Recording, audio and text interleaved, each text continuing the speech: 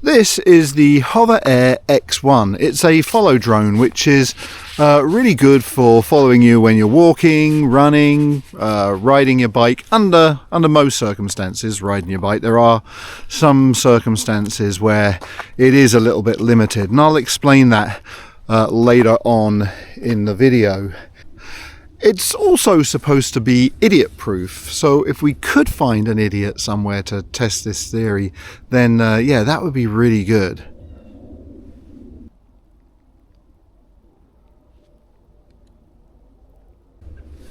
Who, me? Yeah, fair enough. There are three main things that I want to do in this film. The first is I want to look at the features that I think I'm going to be using the most regularly, and I'll be demonstrating those features. And then I want to look at the positives and negatives of this drone, and that's going to lead me into the final thing, which is looking at who I think this drone is aimed at. Well, actually, that's not the final thing, because the final thing is to prove if the drone is idiot proof. But before I can even take this drone outside and fly it, there are a couple of things that I need to take care of. The first thing I have to do is download the HOVERAir app, and then with the drone switched on, I need to connect the app and the drone together. The drone has 6 modes: hover, zoom out, follow, orbit, bird's eye and custom. Each of these modes has different settings that you can adjust, like duration of flight, altitude and the distance that the drone is from you. I made all of these adjustments before I headed out to test out the drone. Bird eye. Okay, so bird eye, I've set it to 15 meters and hopefully it will be able to get a nice panoramic view of me in this rather interesting setting. 15 meters, bird eye.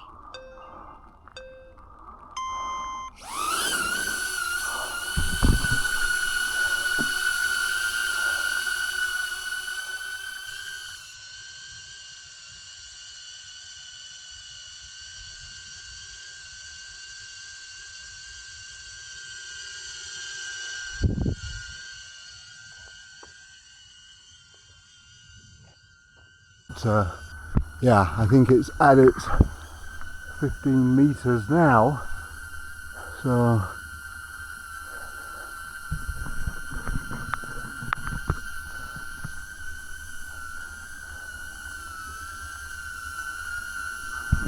and did you see it moving? Look, watch this.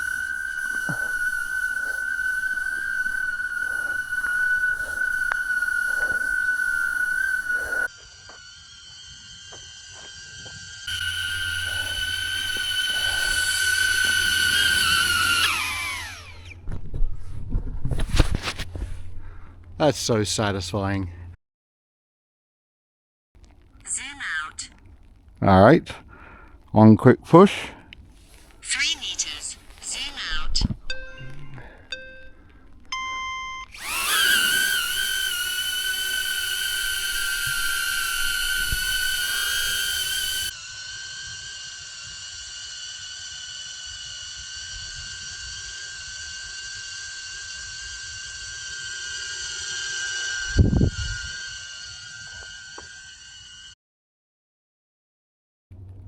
Follow. Orbit. So, having got it to orbit, and I apologise for the sound of my voice, I have the camera in my mouth. I press the button once, 1.5 meters, orbit. and I wait.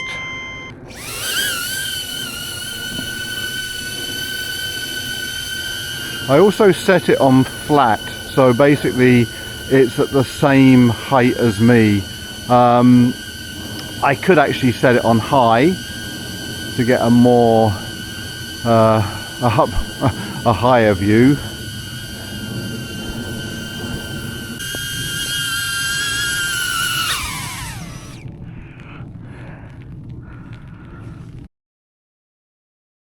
Follow. Orbit. The next one I want to try is hover. So let's set up hover. Bird eye. Custom. Hover. All right, one quick 60 press. seconds. Hover.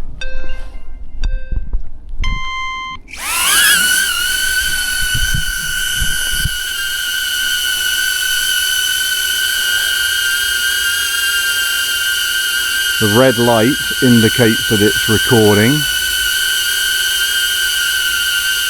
And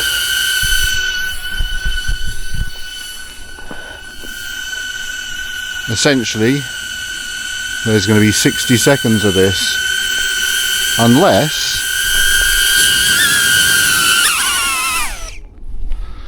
I tell it to stop.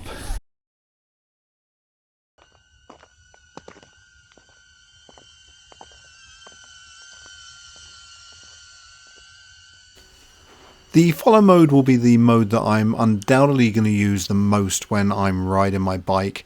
It's really easy to set up and start, and it gives a really good shot. When I was riding on this occasion, I kept it fairly close to me and I kept it flat. So rather than having a higher shot, I kept it flat. And the reason for this was that I knew that there were going to be some fairly low trees. So I didn't want it to be hitting the branches. Now, the one disadvantage, I'm going pretty slow here because of the condition of the trail, but the one disadvantage of this drone is that its top speed is 25 kilometers an hour, and for some people, not me necessarily, but for some people that's just not going to be fast enough to capture all of their riding.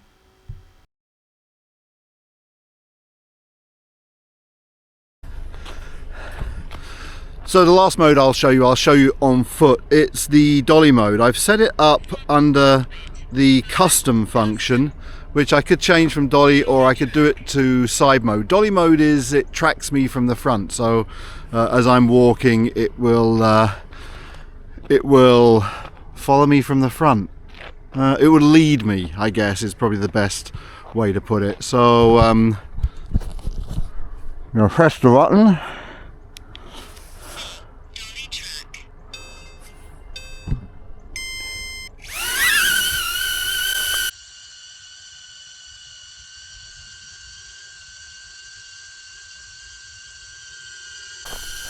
So as I walk towards it, it moves away, always at, well, I was going to say a constant, more or less a constant distance.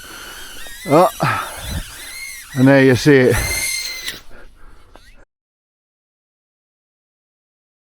Let's look at the pros and cons, and some of the things that are pros are also cons. It sounds a bit strange, but I will explain that later.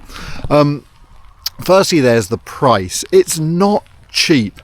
I have the HOVERAir X1, which is the older version, and you can get it on sale, but it goes for around $300. The HOVERAir Pro, which is the latest version, is somewhere in the region of $500. So the second con, which could be quite a big one for a lot of people, is the top speed. The top speed is 25 kilometers an hour. For me, that should be perfectly adequate in most applications. If I wanted to shoot myself, film myself going downhill, then 25 kilometers an hour probably isn't, well, it definitely isn't going to be quick enough. But the number of times I'm going to film myself going downhill is fairly limited. So speed would have to be a negative. So I'm hiding under the trees to get out of the rain, but also to demonstrate the next of the negatives with the HOVERAir, and that is that there is no collision avoidance. The HOVERAir uses its camera, it focuses on me as I'm riding my bike, and if I was weaving in and out of these trees at speed, it is inevitably going to strike one of the trees and just drop to the ground.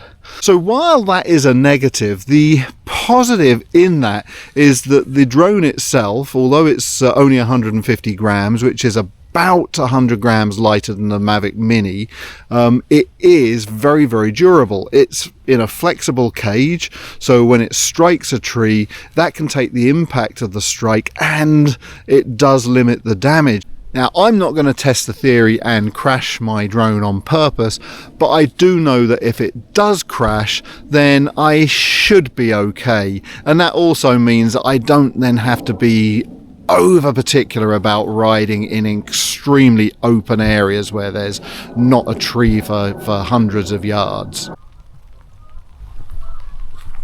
Another real positive of this drone is its absolute simplicity. It is a self-flying drone, so you just basically press a button, put it on your hand, and it'll take off.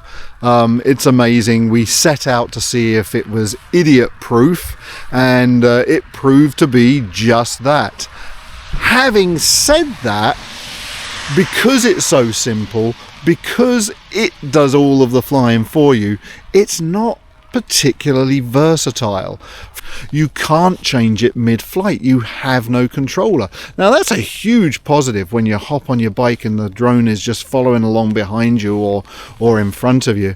But if you want to do anything else, if you want to stop, if you want to get those panoramic views, if you want to fly out across a river and then come back again, you're not going to be able to do that with this drone. So simplicity is a great positive, and it's also a bit of a negative. Something that never ceases to amaze me when we're using these tiny little cameras and these tiny little drones is just how good the image quality is. And with the HOVERAir X1, it is no exception. The image quality is absolutely fantastic. Like 30 years ago, you'd have been perfectly happy to see that kind of image quality on a Hollywood movie. Another major positive is the size. It fits very neatly into the palm of my hand, which means it's going to fit just as neatly into the pocket of a cycling jersey, and I'm not even going to realize that I'm carrying it, and that is a major positive. So the question has to be, is this drone for you? I mean, $300 to $500 is quite a lot of money to spend on something that has fairly limited uses. Now for me, I make a lot of YouTube videos. There are some YouTubers who can stand in front of an iPhone for 15 minutes and just talk, and they'll get hundreds and thousands of views, but I don't have that luxury. Also, I don't like making that kind of video. I'm always looking for that interesting, quirky, unique angle, that interesting shot, that interesting object in the scenery. And so for me, this camera will add another couple of dimensions. I probably won't use it a great deal. If I take it on a ride, it might only make up 2 or 3 of the shots, but those shots will be kind of cool and kind of interesting and will help to add another dimension to my videos. And so yeah, this drone was a good purchase for me.